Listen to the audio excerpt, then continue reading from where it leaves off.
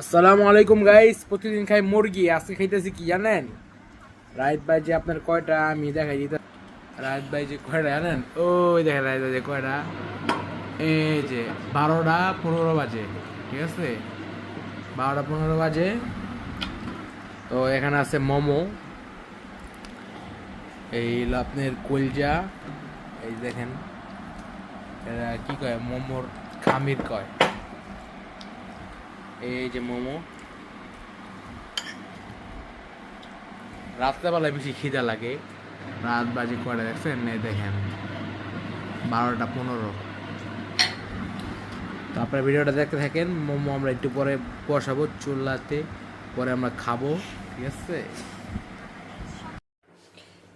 এই যে আমাদের মোমো বসাই দিলাম, ঠিক আছে? এই যে মোমো হয়ে গেছে।